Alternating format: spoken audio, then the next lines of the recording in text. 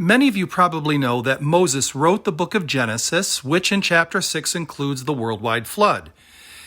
Critics of the Bible state, though, that Gilgamesh here, who wrote their account there in this tablet number 11 of the Gilgamesh Epic, was 350 years older than the Mosaic account. So who's telling the truth, or shall I say, who's plagiarizing who? Well, obviously, Gilgamesh, since it's older, would be the original story. And this is where it comes into a problem for Moses, because he's 350 years later writing the same account. He must be peeking over his shoulder in order to be able to get the story.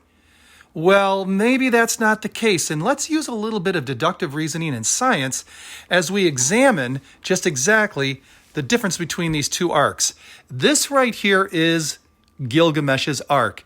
It is 192 cubits square, has 7 levels, and there you have it. Now, Moses' account talks about the arc as having a 6-to-1 ratio, 300 cubits by 50 cubits by 30 cubits tall. Little different. Now, let's test tank the two and see which is more seaworthy.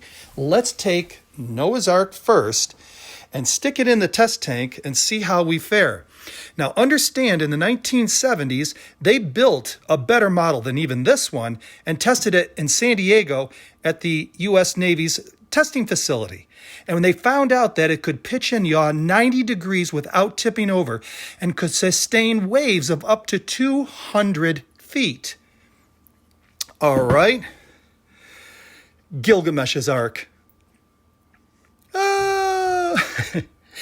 As you can see, it is unstable, unseaworthy, and everybody dies in 5 minutes. So the question is, who plagiarized who? Or shall I say this, who got the information correct and basically was trying to straighten up what this individual right here, through paganism, through human reasoning, altered the original story?